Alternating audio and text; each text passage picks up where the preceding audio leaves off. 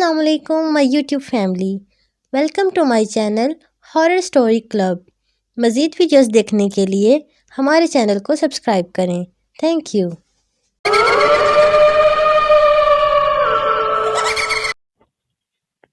हमारे मोहल्ले में एक इंजीनियर था जो कि इखलाक और रंग के लिहाज से बहुत ही खूबसूरत था। सबसे अच्छी बात कि वो 5 वक्त का नमाजी भी था और उसके पास जॉब भी अच्छी थी। एक दिन वो अपना प्रोजेक्ट पर काम कर रहे थे, मतलब जमीन में खुदाई करवा रहे थे। उस खुदाई के दौरान नीचे जमीन में दबी हुई एक किताब मिली। जो मजदूर खुदाई कर रहे थे उन्होंने वो किताब निकाली और इंजीनियर साहब को दे दी। इंजीनियर साहब ने उस किताब का बहुत गौर से देखा, फिर उन्होंने किताब को एक साइड पर रखा और मजदूरों की दिहाड़ी का हिसाब करने लगे।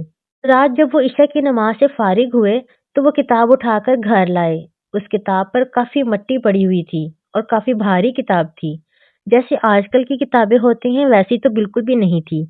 उस किताब की जिल्द बहुत मजबूत थी। यही वजह थी कि इतनी मट्टी में रहने के बावजूद भी उस किताब की ना जिल्द खराब हुई और ना ही उसे कोई दीमक लगी। इंजीनियर ने किताब से मट्टी साफ की और उसे खोलने की कोशिश की। ये किताब खोलने में उनको 1 घंटा लगा। जब वो किताब खोली तो वो देखने से पता चल रहा था कि बहुत ही पुरानी है और उस पर लिखे गए अल्फाज भी किसी ऐसी जुबान में थे जो इंजीनियर तो क्या किसी भी इंसान की समझ में न आते। खैर रात हो गई थी। इंजीनियर ने खाना खाया, वॉक की और सो गया और किताब को वहीं रख दिया। सुबह फिर वो मामूल के मुताबिक काम पर गया और रात को वापस आ गया और किताब देखने लगा कि शायद किताब का कोई एक सफ़ा, कोई एक पन्ना ही उसकी समझ में आ जाए, पर ऐसा नहीं हुआ। इंजीनियर सोच में पड़ गया कि ये किताब किसने दफन और क्यों की। ये किताब किन की हो सकती है और ये किताब लिखी किसने है। ये किताब किसने बनाई, पर जिसने भी बनाई उसने उसे ऐसे बना दिया कि ये किताब कई सदियों के बाद भी ऐसी ही रहेगी जैसे उसने बनाई थी। खैर अब इंजीनियर साहब इस किताब को हर कीमत पर पढ़ना चाहते थे कि इसमें क्या लिखा है और ये किन लोगों की किताब है। दिन गुजरते गए। इंजीनियर साहब जहां अपना प्रोजेक्ट बना रहे थे उन्होंने वहां के पास रिहायशी लोगों से उस जगह के बारे में पूछना शुरू कर दिया कि ये जगह पहले किसके पास थी, क्या यहाँ कोई आबाद था। वहां पर मौजूद नौजवानों का कहना था कि यहाँ पर कोई नहीं रहता था, ये जगह खाली ही थी। पर मुझे उनका जवाब मुतफक्का न लगा, तो मैंने इस बस्ती के बाबे और माइयों को ढूंढना शुरू कर दिया और उनसे पूछना शुरू कर दिया कि यहाँ पहले कौन रहते थे। तो फिर मुझे पता चला कि ये जगह पाकिस्तान बनने से पहले की है और तब भी बिल्कुल एक जंगल की मानित थी। यहाँ हिंदू पंडित लोग रहते थे जिनको अघोरी कहा जाता था, क्योंकि वो बहुत बड़े जादूगर थे और उनका कोई अपना ही दीन था और उनका जादू बहुत तेजी से अमल करता था। ये जगह पहले उनकी थी और वो यहाँ किसी भी इंसान को नहीं रहने देते थे। पाकिस्तान बनने के बाद ये जगह खाली रही, फिर आबादी बढ़ने के साथ साथ ही जंगलात का खात्मा हो गया और यहाँ नित नई कॉलोनियां और प्लाजे बनने लगे। अब इंजीनियर को समझ में आ गया कि ये किताब उनकी लिखी हुई है। शायद उन्होंने अपने मंत्र इस किताब में महफूज किए हों, तो जब पाकिस्तान बना तब उनकी किताब यहाँ रह गई हो। पर इंजीनियर ये सुनकर बहुत खुश हुआ कि उसके हाथ बहुत ही अच्छी और नायाब किताब लगी है। अब इंजीनियर बस उस किताब में मौजूद जादू को पढ़ना चाहता था और खुद करना चाहता था। रात को इशा की नमाज के बाद इंजीनियर ने खाना खाया और किताब टेबल पर रखकर खोली और अपनी जेब से मोबाइल निकालकर हिंदू की हर जुबान निकालकर देखने लगा कि कोई तो जुबान होगी गूगल पर जो ये किताब की जुबान समझकर नीचे उर्दू में मुझे उसका तर्जमा करके दे ताकि मैं इसे पढ़ सकूं। मैंने ऐसे ही मोबाइल पर हर लैंग्वेज सेट की, पर अफसोस कोई भी उस किताब पर हाथ से लिखी गई जुबान को ना समझ सका। इंजीनियर मायूस होकर बोला, लगता है मेरी किस्मत में ही नहीं है कि मैं ये पढ़ सकूं। शायद मुझे इस किताब को साइड ही रख देना चाहिए। अब इंजीनियर खुद से ही ऐसी बातें कर रहा था, पर वो ये नहीं जानता था कि किताब को उसकी बातें समझ आ रही हैं। अब की बार इंजीनियर ने जब लास्ट ट्राई की तो कुछ ना हुआ। उसने मोबाइल किताब पर ही रखा और गुस्से से सोने चला गया। सुबह जब उठा तो उसने देखा कि मोबाइल किताब के अंदर पड़ा हुआ है और उस पर ऑटोमेटिक वो किताब वाली लैंग्वेज सेट हो गई है। जैसे ही मोबाइल किताब से उठा रहा था वैसे ही मेरा गूगल उस जुबान को उर्दू में ट्रांसलेट कर रहा था। मैं बहुत खुश हुआ कि चलो ये मसला तो हल हो गया। अब उसे काम पर जाना था, इसलिए रात का खाना गर्म किया, नाश्ता किया और चला गया। رات جب عشاء پڑھ کر واپس آیا تو دوبارہ کتاب کو ٹرانسلیٹ کرنے لگ گیا۔ وہاں بہت سارے جادو لکھے ہوئے تھے۔ یہ کتاب پڑھتے پڑھتے اسے کچھ 12 بج گئے تھے۔ اس نے سوچا کہ چلو اب ایک آدھا منتر پڑھ کر آزماتا ہوں۔ اس نے منتر پڑھا پر کمرے میں کچھ نہ ہوا۔ اس نے پھر دوبارہ منتر پڑھا مگر کچھ نہ ہوا۔ اسے غصہ آیا، اس نے موبائل ٹیبل پر ہی چارج لگایا اور سو گیا۔ اگلے دن رات عشاء کے بعد دوبارہ کتاب کے پاس آ گیا۔ اس نے کتاب کھولنے کی کوشش کی پر وہ نہیں کھلی۔ پھر اس نے موبائل سے کتاب کے باہر لکھی عبارت پڑھی جس میں لکھا تھا کہ یہ کتاب خود اپنے دین کی مکمل کتاب ہے۔ اسے پڑھنے والے کو یا اس کا جادو سیکھنے والے کو پہلے اپنی عبادت چھوڑنی پڑے گی اور کتاب میں لکھی گئی عبادت کے مطابق عبادت کرنی ہوگی، تبھی اس کتاب کے منتر کام کریں گے۔ اس نے سوچا، اچھا مطلب میری نماز میری عبادت ہے تبھی یہ منتر کام نہیں کر رہا۔ اگلے دن انجینئر نے کوئی نماز نہیں پڑھی۔ رات کو کھانے سے جب فارغ ہوا تو سیدھا کتاب کے پاس چلا گیا اور وہاں جا کر چھوٹے چھوٹے منتر پڑھنے لگا اور دیکھنے لگا کہ کون سا کام کروں۔ پھر انجینئر نے اپنی جیب سے 1000 کا نوٹ نکالا اور اس پر منتر پڑھا تو وہ 2 نوٹ ہو گئے۔ انجینئر حیران ہو گیا کہ یہ تو واقعی کام کرتی ہے۔ پھر انجینئر نے ان 2 نوٹوں پر منتر پڑھا تو وہ 4 ہو گئے۔ انجینئر اب بہت خوش تھا۔ اب اس نے اور منتر دیکھنے شروع کر دیے جس میں اس نے کمرے کی لائٹ کو بند کر کے چلانا بھی سیکھ لیا۔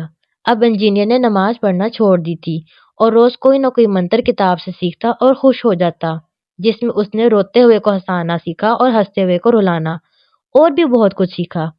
اب انجینئر چاہتا تھا کہ لوگ اسے جانیں، اس کے پاس آئیں اور کہیں کہ یہ ہمارا کام کر دو۔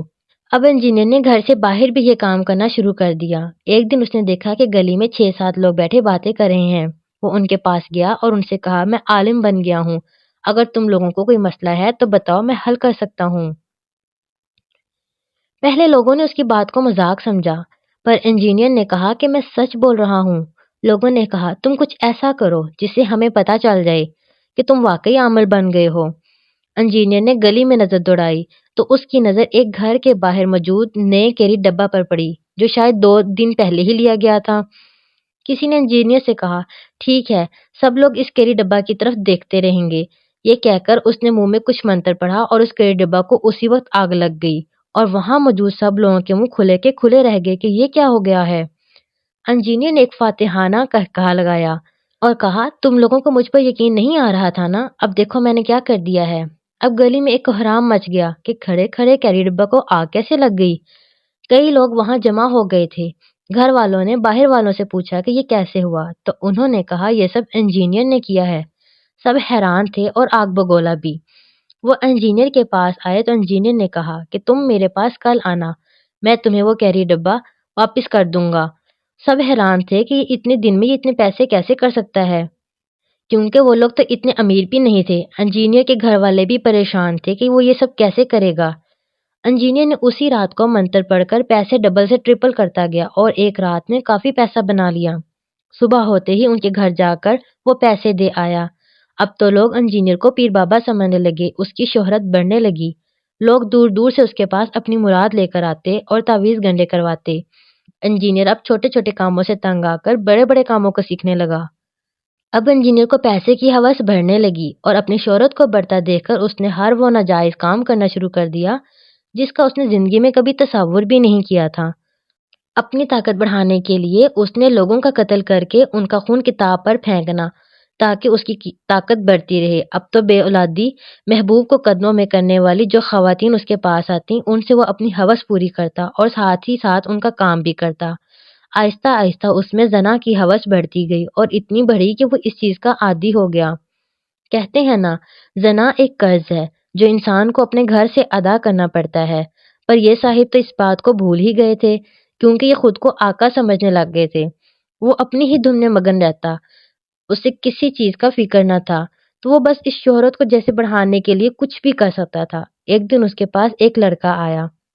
اس نے کہا کہ مجھے ایک لڑکی سے پیار ہے مگر وہ مجھے کچھ سمجھتی ہی نہیں ہے۔ اب آپ کو جو چاہیے میں آپ کو دے دیتا ہوں، بس مجھے وہ لڑکی ہر حال میں چاہیے، وہ بھی بس کچھ عرصہ تک، جب تک میری ہوس اس کے ساتھ پوری نہیں ہوتی، اور کچھ ایسا کریں کہ وہ لڑکی کچھ عرصہ زندہ رہنے کے بعد خود ہی مر جائے تاکہ ہم سب بھی بچ جائیں۔ انجینئر نے کہا، ٹھیک ہے، تم مجھے اپنی کچھ زمین دے دو اور اتنے پیسے دے دو کہ تمہارا کام ہو جائے گا۔ لڑکے نے ایسا ہی کیا اور جو جو چیز انجینئر نے مانگی تھی وہ بھی پوری کی۔ اب اس کا اثر یہ ہوا کہ وہ لڑکا جس کو اپنے بس میں کرنا چاہتا تھا وہ اسی انجینئر کی سب سے لاڈلی بہن تھی۔ اب قدرت کی کرنی کے مطابق اس کے زنا کا قرض اس کے گھر سے جانے لگا۔ کچھ عرصہ بعد ہی اس کی بہن کی حالت بہت خراب ہو گئی۔ وہ یونیورسٹی تو جاتی مگر اس کے واپس آنے کا کوئی وقت نہیں ہوتا تھا۔ جب وہ گھر آتی تو اس کا حلیہ بدلا ہوتا اور جسم پر کئی نشانات ہوتے۔ جب انجینئر نے جانچ پڑتال کی تو اسے اصل مدعے کا پتہ چلا تو اسے بہت افسوس اور خود میں ہی شرمندگی ہو گئی کہ اس نے اپنی ہی بہن کی زندگی خود برباد کی ہے، اور آہستہ آہستہ اس کی بہن اپنے اوپر ہونے والی زیادتیوں کے باعث زیادہ عرصہ زندہ نہیں رہ سکی، اور انجینئر بھی اس بات کو جان چکا تھا کہ اس کی بہن اب بچنے والی نہیں ہے کیونکہ اسے مارنے والا وہ خود ہی ہے۔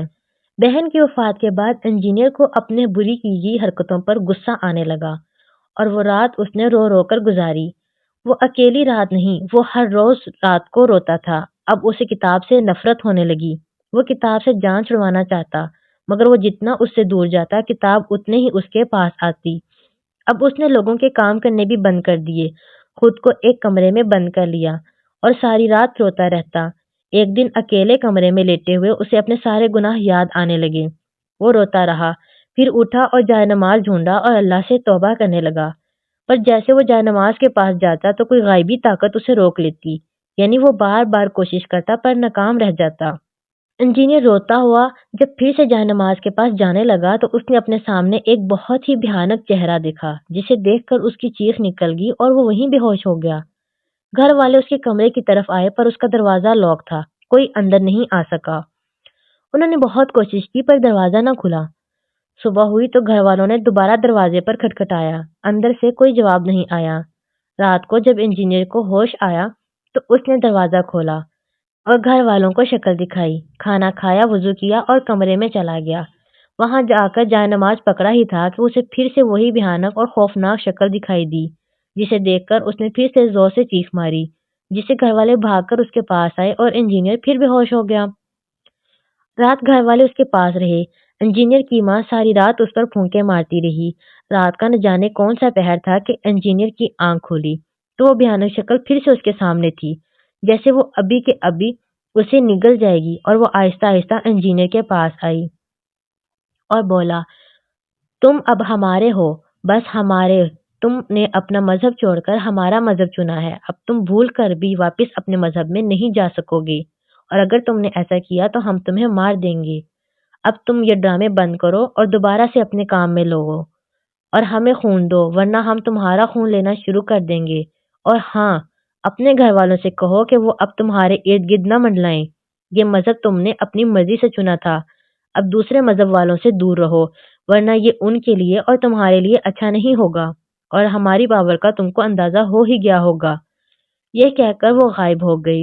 اس کے جانے کے بعد جب صبح ہوئی تو امی نے کہا، بیٹا اٹھو۔ انجینئر چپ رہا۔ پھر امی نے اسے زبردستی اٹھایا، وضو کروایا۔ انجینئر کو بخار تھا تو اماں نے کہا، گھر میں نماز پڑھ لو۔ انجینئر جیسے ہی جائے نماز پکڑتا تو اس کا ہاتھ جائے نماز تک نہ جا پاتا۔ اس کے پاس پڑا ہوا جائے نماز بھی اسے دور ہی لگتا۔ جب وہ مسجد جاتا تو بھیانک شکل اسے مسجد میں جانے نہیں دیتی تھی۔ اب انجینئر کو دورے پڑنے لگ گئے، اس کا رنگ کالا پڑنے لگ گیا۔ لوگ حیران تھے کہ اسے کیا ہو گیا، یہ تو خود پیر تھا۔ مختصراً پھر لوگوں نے کہا کہ اسے کسی بابا کے پاس لے جایا جائے۔ پھر کسی نے بتایا کہ مری میں فلاں جگہ پر ایک بہت پہنچے ہوئے بابا جی ہیں، ان کے پاس جاتے ہیں۔ جب انجینئر کو وہاں لے کر جا رہے تھے تو راستے میں ان بھیانک شکل والے لوگوں نے بہت تنگ کیا۔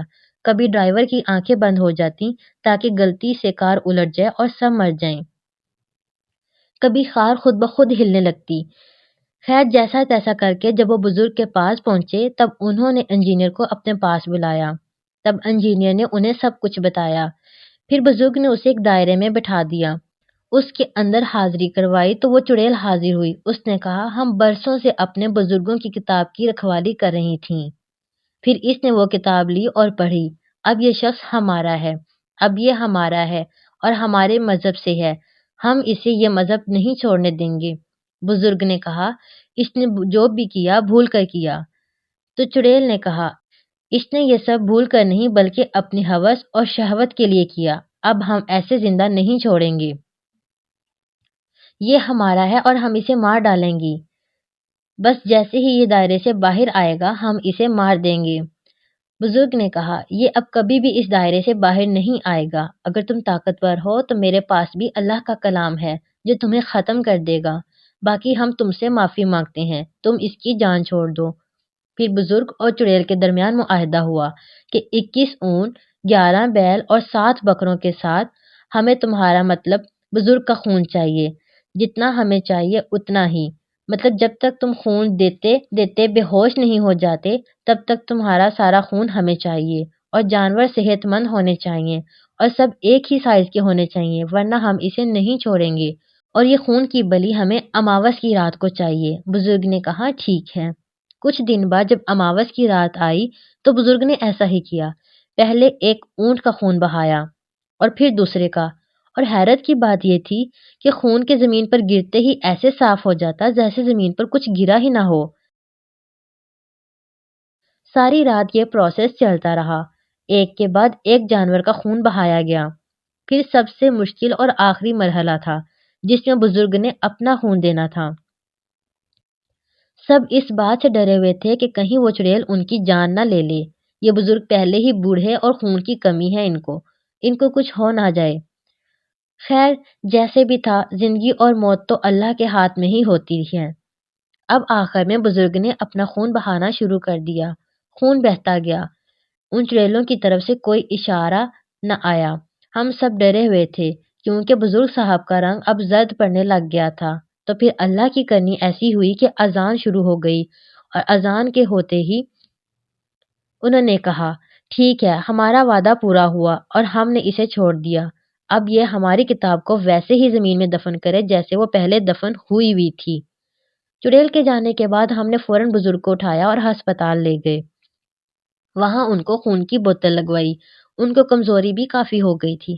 پھر جب ان کو ہوش آیا تو ہم نے ان سے معافی مانگی۔ تب بزرگ نے مجھے اپنے پاس بلایا اور کہا، بیٹا شکر کرو، انہوں نے تمہاری جان چھوڑ دی، وہ بھی اتنے کم خون میں، ورنہ ان کو تمہاری جان کے متبادل میری جان چاہیے تھی۔ اب تم دوبارہ ایسی حرکت کبھی نہ کرنا، اور اب نماز کبھی نہ چھوڑنا۔ اور ساتھ ہی انہوں نے کہا کہ بیٹا، میں نے ان چڑیلوں کو خون دے کر تمہاری معافی کروا لی، اب تم اللہ سے معافی مانگو جس کا دین چھوڑ کر تم بے دین ہو گئے تھے۔ اس کے بعد جب یہ گھر آئے تب انجینئر نماز پڑھنے لگا، تب اسے کوئی روکنے والا نہیں تھا، مطلب وہ چڑیلیں اب نہیں آتی تھیں اسے روکنے کے لیے۔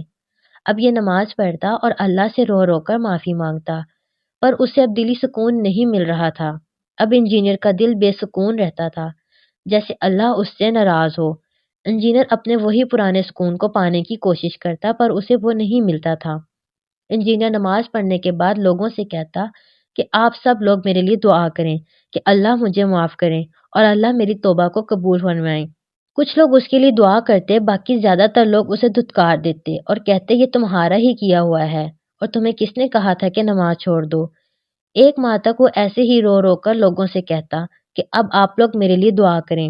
پھر ایک دن لوگ انجینئر کو مسجد کے امام کے پاس لے گئے۔ تب انجینئر نے کہا کہ میں نے جو بھی کیا انجانے میں کیا۔ تو انہوں نے کہا کہ تم بچے تھے جو تمہیں اتنا بھی سمجھ میں نہیں آیا کہ وہ کتاب کا اپنا دین تھا۔ انجینئر نے کہا اس میں میری کوئی غلطی نہیں ہے، میں نے یہ غلطی انجانے میں کی ہے، مجھے نہیں پتا تھا کہ یہ غلیظ جادوئی کتاب ہے۔ تو امام صاحب نے کہا جس نے تمہاری نماز ختم کروا دی، جس نے تمہارا اللہ سے رابطہ ختم کروا دیا، تمہیں تب بھی سمجھ نہیں آیا کہ یہ کیسی کتاب ہے؟ تم پھر بھی وہی کرتے گئے جو وہ کتاب تم سے کرواتی گئی۔ اب لوگ انجینئر کو برا بھلا کہتے تھے، وہ جس صف میں نماز پڑھتا لوگ وہ صف چھوڑ دیتے۔ آہستہ آہستہ لوگ اس سے دور ہوتے گئے۔ تب انجینئر کو لگا کہ اب وہ یہاں نہیں رہ سکتا، اب وہ ملک چھوڑ کر چلا گیا ہے۔ اس کے ساتھ ہی یہ کہانی ختم ہوتی ہے۔ ہمیں کوئی بھی کام کرنے سے پہلے تحقیق ضرور کرنی چاہیے کہ یہ کام کیسا ہے، کہیں ایسا نہ ہو کہ انسان چھوٹی سی غلطی سمجھ کر اتنا بڑا کام کر جائے کہ اللہ اس سے ناراض ہو جائے۔